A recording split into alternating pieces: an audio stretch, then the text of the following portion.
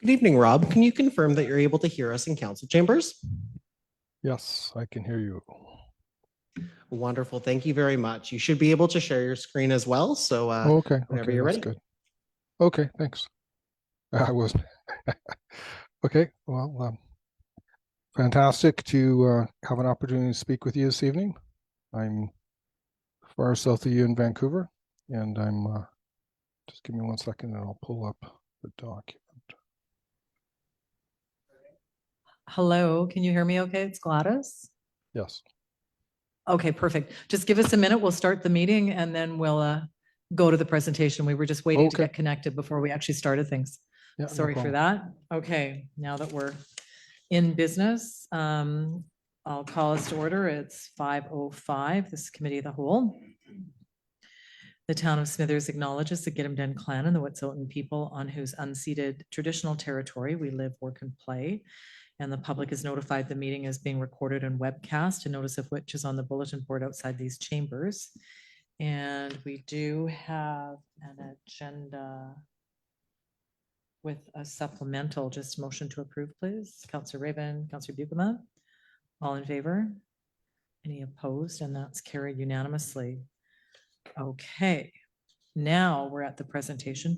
Mr. Blackburn, is there anything you wanted to say as we get going, or go ahead? Thank you, Mayor Atchell. So this, to remind council, the start of this project was started with our finance director, a previous finance director, looking at the structure of the airport, looking at the financial situation that we're in, and then working with the regional district with the ultimate goal of getting financial contributions from our regional districts. And so we've engaged our consultant, Rob Bain, on the line with us today. Who's done a bit of a study for us, and he's going to make his presentation tonight. Thanks, Mr. Blackburn. Mr. Bain, am I pronouncing that correctly? How do you pronounce your last name? Bainan, two syllables, yeah. Okay, apologies for that. Welcome, Mr. Bainan. And with that, then I'll sort of welcome you and turn it over to you. We have the presentation on screen. Okay, thanks a lot. It's a pleasure to be speaking with you. As Rob knows, I've worked in Smithers before. I did a project probably about 15 years ago. It's always a pleasure to get up to your area. And I worked on an airport master plan for Dease Lake Airport last year. So I'm not a resident, but I have a degree of familiarity with the region. So the topic tonight, Smithers Airport, the airport financial analysis. And I'm gonna, if I may, call this preliminary results, because we are looking, we've got some decisions still to make. So I'm going to explain where we're at and where we're heading. And I'm going to walk through the presentation, which I hope is largely self-explanatory. So if it's okay with you, it is my preference. I can't see you, but if you want to interject and ask questions, I'll ask your worship if it'd be okay if questions were directed to me as we go, or would you prefer to wait for questions at the end? Either or. If I see hands up, then we'll just go ahead and let you know and let the questions flow if you're good with that. Okay, thank you. Thank you. Okay. So first slide is the airport itself. It is a certified airport, and it was transferred from Transport Canada in 1999. The fact it's certified is important because it has in Canada, there's two types of airports, certified and registered. And certified airports have quite a high level of service they have to maintain to keep the airport certificate. And the airport manager, Rob in this case, is responsible for making sure that the standards are met. There's one main runway, it's 7,500 feet long, asphalt strip. That is a long runway. And it serves an airport catchment area to the east, north, and west of the airport. Air Canada offers twice daily Q400 flights during the summer season and one flight during the winter season. Certainly we're all hoping we'll see that service expanded. The airport provides significant benefits to the region beyond the town itself. Like typically with airports, you talk about catchment regions, or the region from which people travel to and from an airport. And the catchment region is broader than the town. So some of the benefits are jobs. It's a regional employment center. The CMA facility alone is fairly significant as a generator of jobs. And it would be a top 10 employer if you were to organize this as an employment center rather than each kind of company as its own employment center. Health. Smithers is a major medevac airport and covers for Terrace and Prince Rupert. When I talked to BC Air Ambulance, they made that clear that if the weather's bad, they often come to Smithers to send people on to other locations. Last year, there was 250 medevacs, including industrial responses. So that's a lot. That's approximately, I believe it's 5 a week. So, fairly significant medevac response for the region. Emergency response. The photo here shows a water bomber in action. I think this is actually around Castlegar somewhere, but still, it is a wildfire base for the entire region, the Northwest. And in the age we're living in, the province in particular is increasingly focused on emergency response and the role of airports. And part of this came out of Port Alberni last year when Highway 4 was cut off. And they actually had to fly in supplies to some extent to Port Alberni to serve it. Passengers is probably the most high profile. So I went over the Air Canada flights. Some communities received very limited service after COVID. Smithers does have robust service. Air Canada is interested and is continuing to serve it, and that's a great thing. So these benefits are for the whole region and not just for the town itself.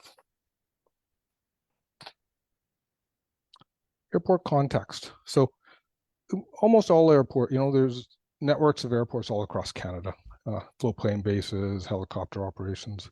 In the case of Smithers, the largest airport is Northwest Regional Airport between Terrace and Kitimat. It has boomed recently with the mega projects in the region, but these projects will end. And I've talked with the airport manager in the past, and he's aware of that too. That as these projects end, there will be a decline in air service and passengers. Prices follow volumes, and prices will therefore be expected to decrease as the regional boom subsides. Airports to the east, there's two. There's Houston and also Burns Lake. These are both registered airports. They're not certified, and they're significantly smaller. They're 75 feet wide, and they're not large enough to support large fire response aircraft. Just looking at the region, I wanted to map up just to show, because it is a reasonably central location between Prince Rupert and Prince George. In interviews, there was a lot of emphasis on commercial air travel alone, but it's a much broader role that Smithers Airport plays for the region with the wildfire base and the medevac operations. Despite strong competition, Smithers is an Air Canada base, and Air Canada is actively working to keep it going. So you don't want to let go of that you have something tangible, feasible, and real. It's partly profitable, and I know this well because I fly around Canada a fair bit, is the idea of doing a 2.5-hour drive after a flight, especially both ways, is really unappealing. I want to fly to where I'm going to work. And so in regional BC right now, a significant, probably over 60% of travel is related to health, business, government work, and things like that. And so that's where the bread and butter is. And so there's, going to be continuing demand for services in the region. And we can't, part of the reason CMA developed is because of the golden triangle of minerals to the north, and it's still there and it's still developing. There's been a lot of recent announcements in the last few years about mineral development to the north, and that'll also support air operations. Just COVID. So the context of this entire discussion is really the impact of COVID on airports. COVID had a devastating impact on airports, and particularly regional airports in Canada. I don't know if you saw, a week and a half ago, there was a Canadian press article talking about how difficult regional airports are still having it. The 30 largest airports in Canada basically recovered. Everyone smaller than that hadn't, and that's the reality. So not only is there a lack of recovery, the revenue and activity lost during those COVID years just can't be made up because we still haven't got back to pre-COVID levels. So the two line diagrams here show that the the general impact on Vancouver International and Smithers was similar. Obviously, the scales of passengers are very different. Vancouver is millions of passengers, but you still see the same response, a sharp drop and then a slow recovery over a number of years. It appears Smithers recovered a little quicker, but still hasn't recovered to the 2019 levels. And this, drop in activity during the COVID years leads to the airport financial situation. So just these kind of discussions you want to simplify. So I've really just shown revenue, expenditures in the surplus trend line. So revenues are fairly steady. Expenditures are increasing, and we're all aware inflation and its impacts have been real and had a significant effect on all of us. The surplus is the real focus of the issue for the airport right now, and it's declining. COVID revenue loss, unexpected capital costs, which are unique and one time. These include geotechnical work related to the riverbank and contaminated sites that have to be dealt with. Like this, these cannot be delayed or postponed. And I had an engineer from Tetra Tech review the capital plans that the airport has put together. And he told me that they look very good, and it appears the site has managed its capital works very well. So it is not, it doesn't appear to us that it is a management issue in any sense. These are one-time costs which cannot be avoided.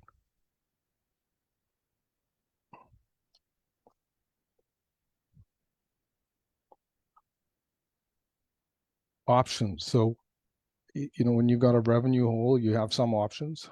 Raise fees. Raising fees is one of the options, but it will push down demand, and it will create some tension with Air Canada as well.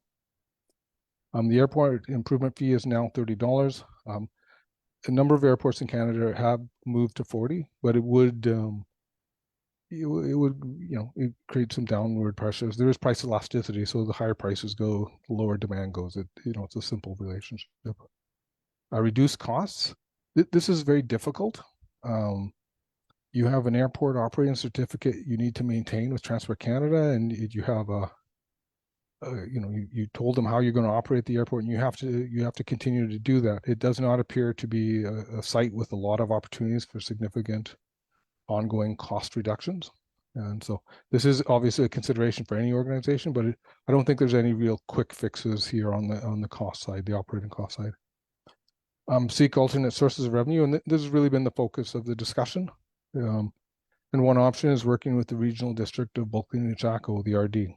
And I'm just going to talk about some other regional district relationships with airports, because there actually is a variety of different kind of relationships that regional districts have with airports and municipal airports in the province.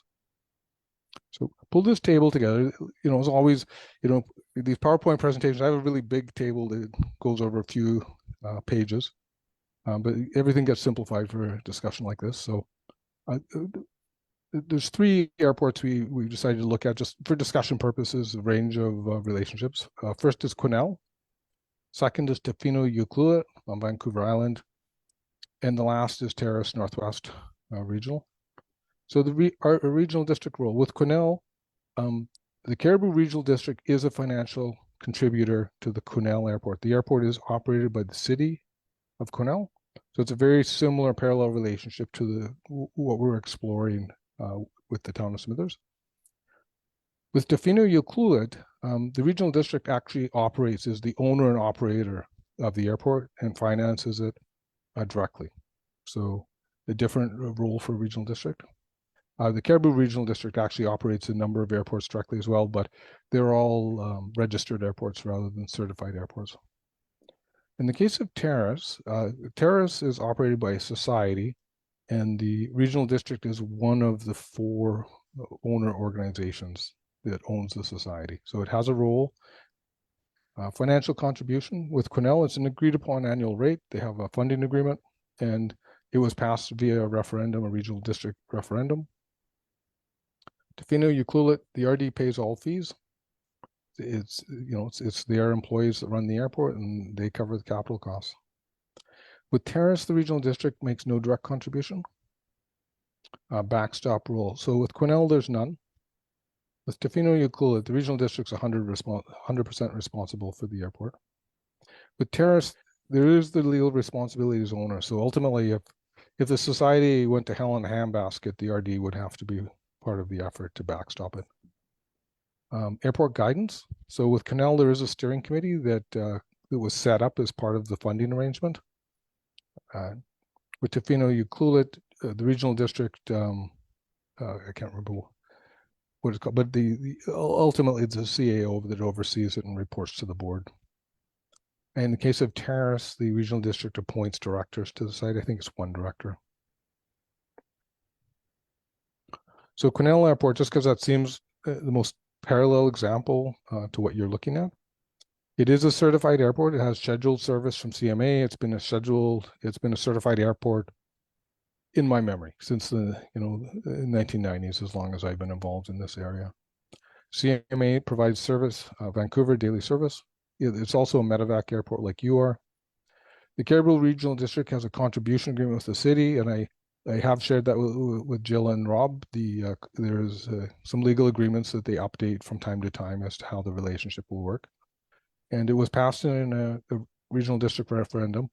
And the city told me it was the highest level of referendum support that any initiative had ever received within the regional district. So there was a wide variety of support for it. In the case of Quesnel. So just some Excuse me, observations. Robert. Yes, of course. Can I just ask one question? When Yeah. you talked about the referendum, when was that? Do you know when that happened?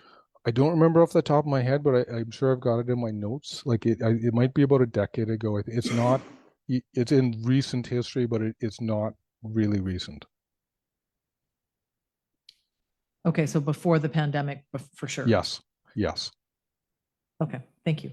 Yeah, and it's been the agreement. I believe it's a 5-year agreement, and it has been renewed since it was first set up. So somewhere in the 5 to 10 year period, it's operated.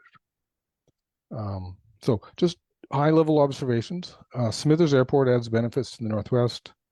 The airport has a unique funding problem now. It's not the only airport, but it is for your. It's the one that you're interested with.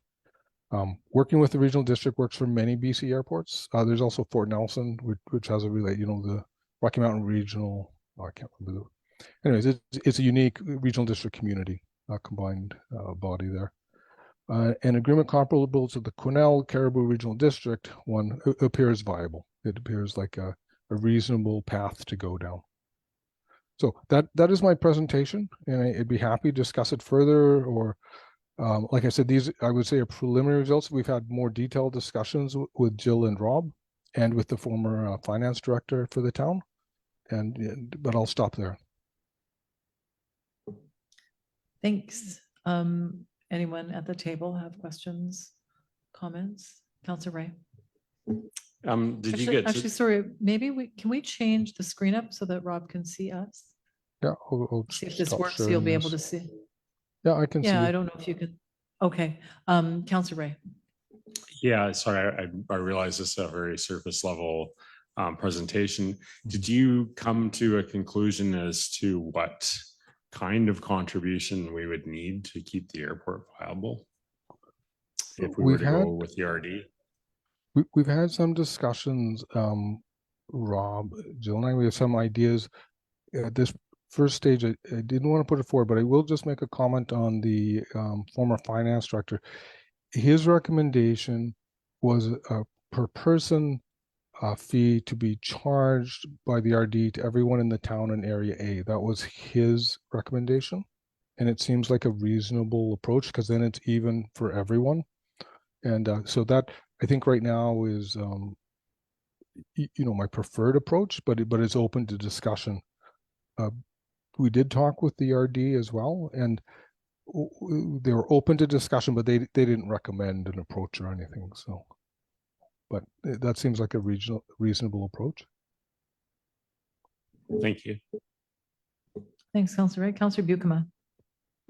Thanks, Mayor Attrell. Do you know which smaller airports in BC have gone to a $40 airport improvement fee? Do you have any examples? Well, the most famous one, Prince Rupert's actually at 45. It's the most expensive passenger fee in Canada, in fact. The other $40 ones I don't think are in BC. I think they're primarily in New Brunswick and Atlantic Canada. So Rob, correct me if I'm wrong, but I don't think there is another outside of Prince Rupert, another $40 fee for a regional airport in BC right now. I think that's correct. Okay, thank you. Any other questions?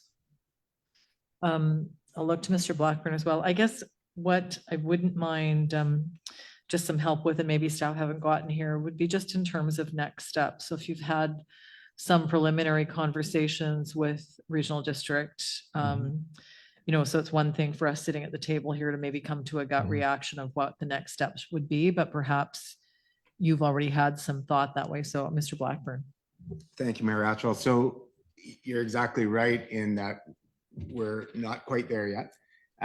One of the things that we've had some at-length discussions about is what level of funding to ask for. So the next steps would be to solidify that number or that structure.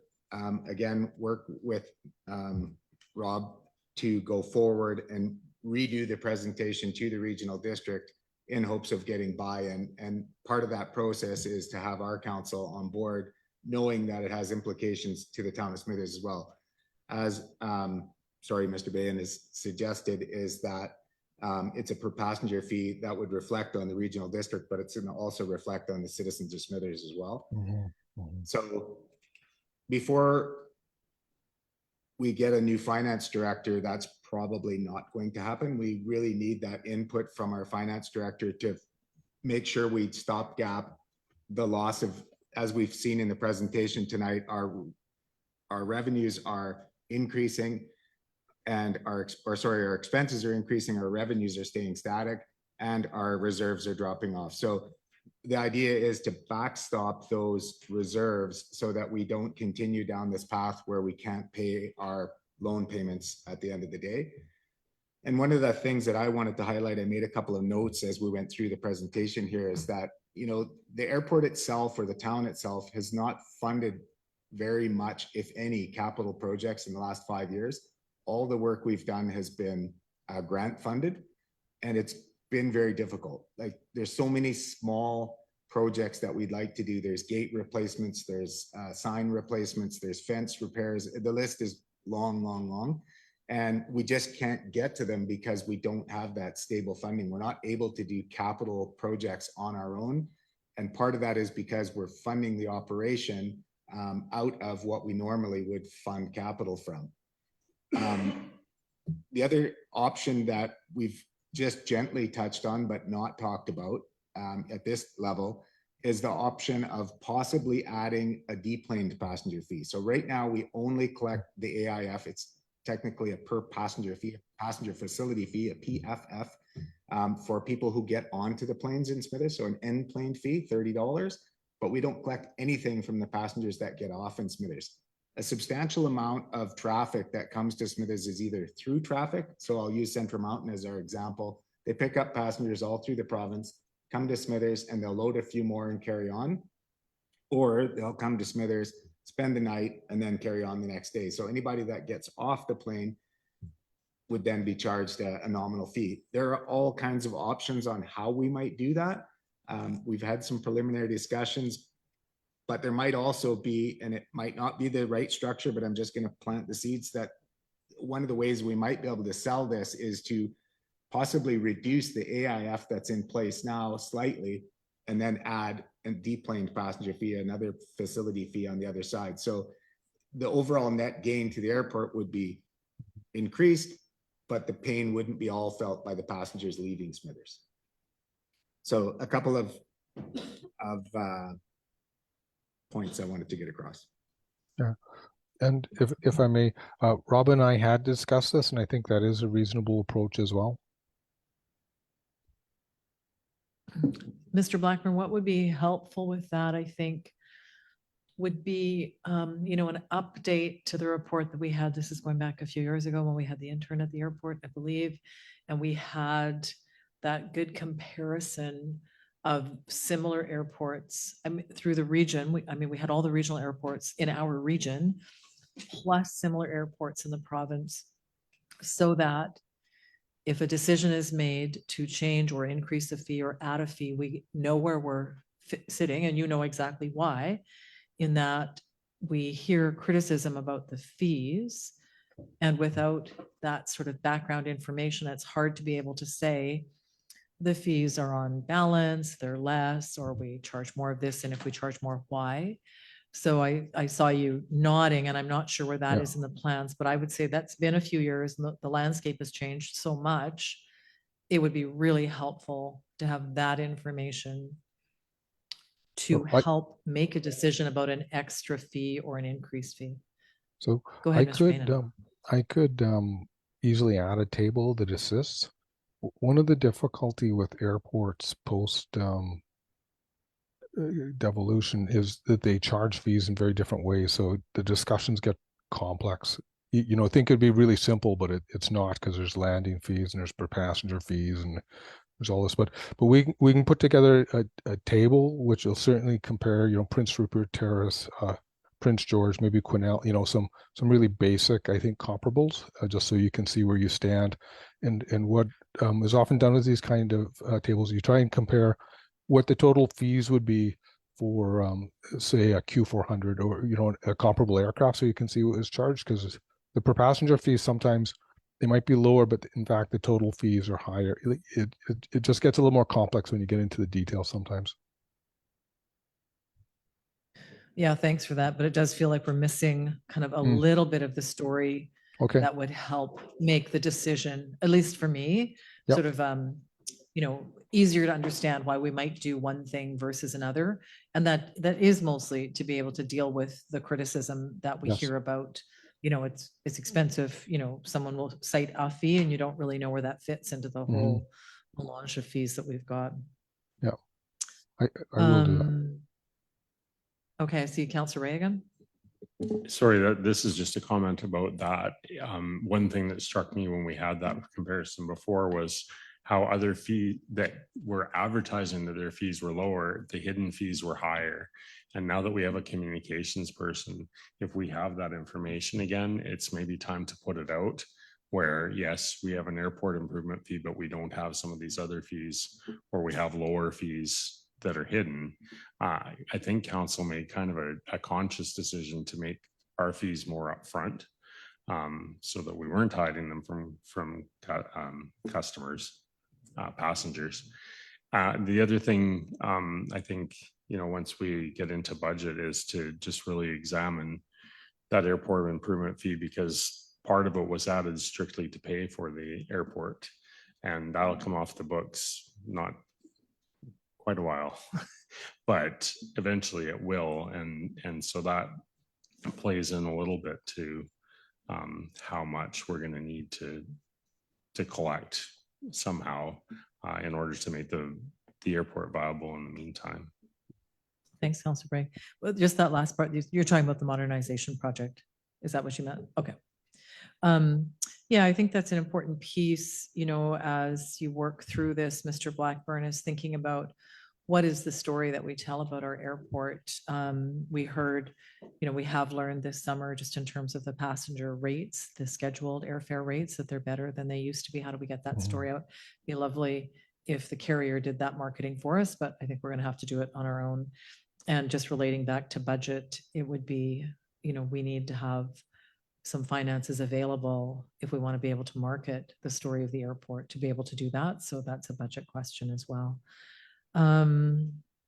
So I think, you know, this is great information. Our corporate officer, Mr. Schroeder, looked up the referendum date, and it was in 2018 Okay. for the Caribou. So now we all know when that was. So pre-pandemic, but just really in terms of the history there. So in terms of next steps now for us, this is info for us at this point.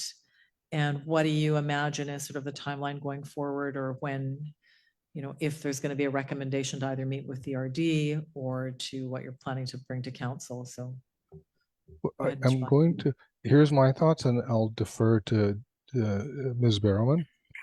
The RD, we do have a tentative time in early October to speak with the RD. The financial analysis is actually fairly simple if we agree on the approach.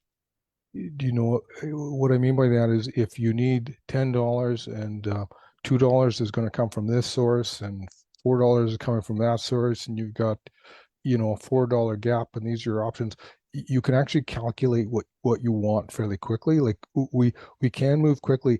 We're at the point of trying to decide what methodology we're going to ask for. The rest of it can come together quite quickly once we have agreement on that. And that was Mr. Blackburn's comment too about how to approach this. Is it one fee or another fee? In the case of Quesnel, they just put a number forward to the RD, and I don't think they, based on the discussion, I don't think they did really complex analysis. They just said, let's ask for this, and the RD agreed. Does that Mr. make Blackburn, sense? were you going to say something? Yeah, I'm just going to give the floor to Rob Blackburn in case he had something he wanted to add. Two Robs on the same subject. There you go. Yeah. Thank you. Story of my life, competing with multiple Robs in the room.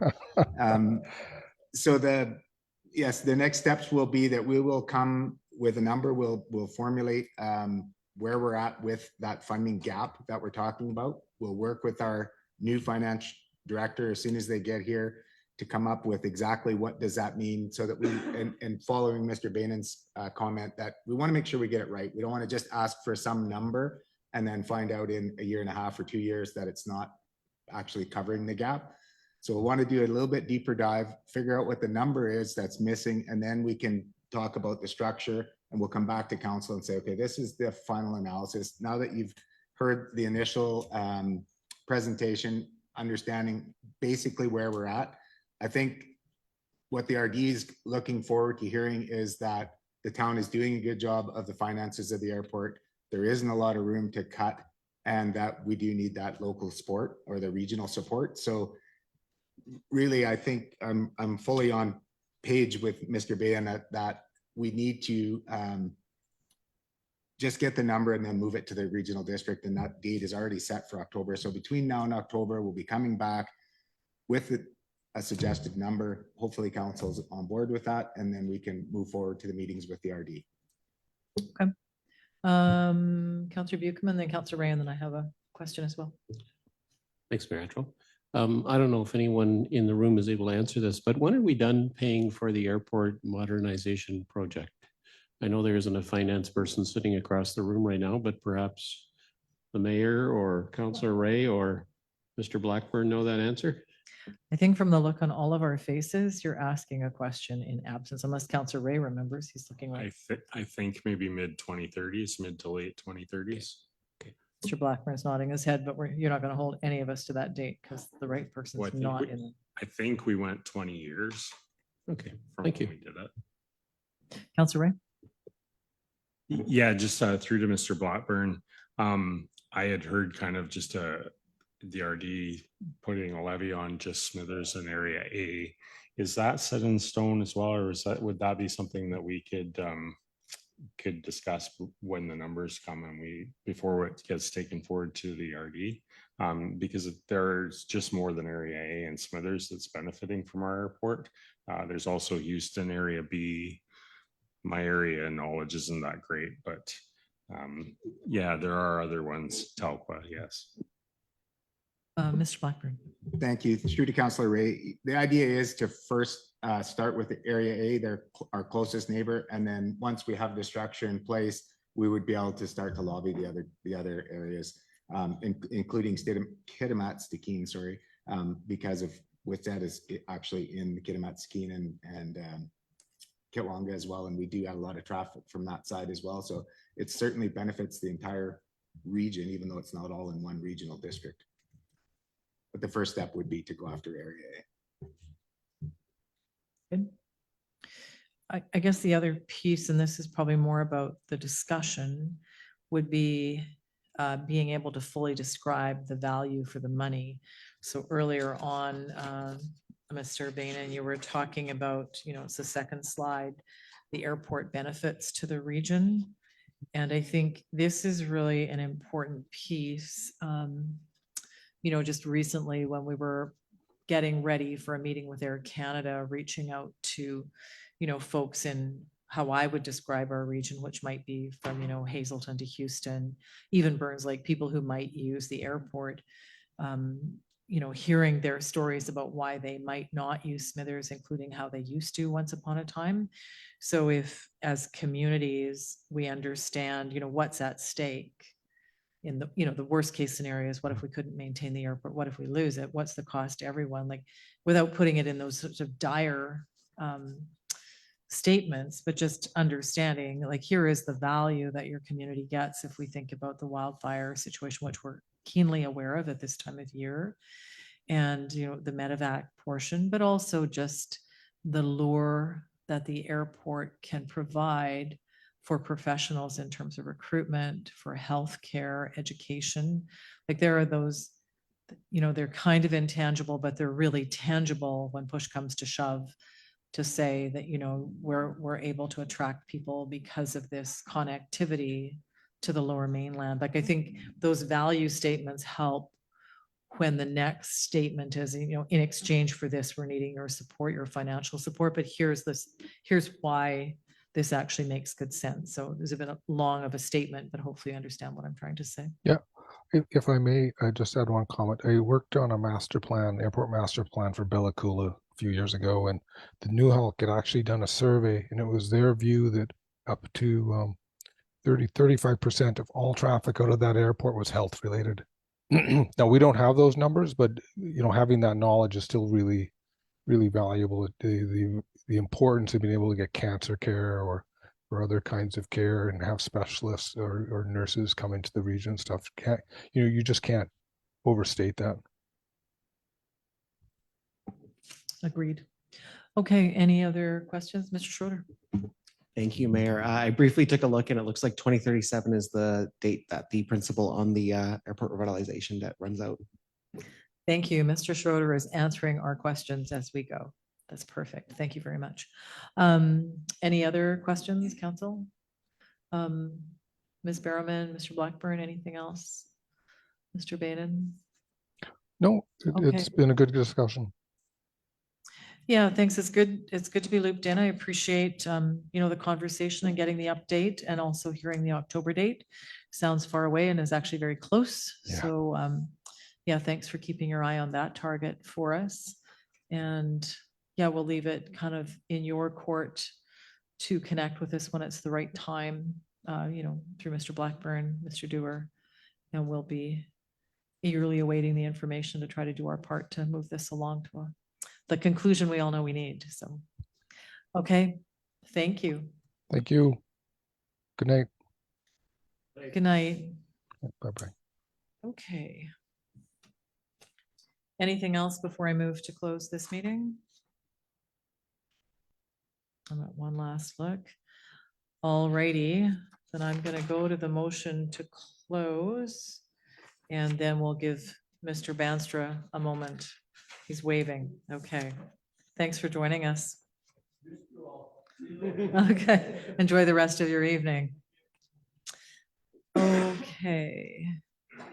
I am going to move that pursuant to section 1992 of the Community Charter, this regular meeting of council be closed to the public to permit discussions concerning one item under section 91C, labor relations or other employment relations. I'm good, Mr. Schroeder.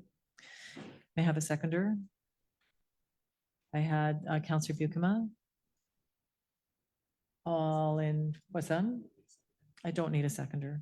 Okay, all in favor? That's carried unanimously. Now, if I'm following the bouncing ball, I'm going to move adjournment, but I see hands up. I'm going to move adjournment of the open. No, we're in camera, so we'll just leave that.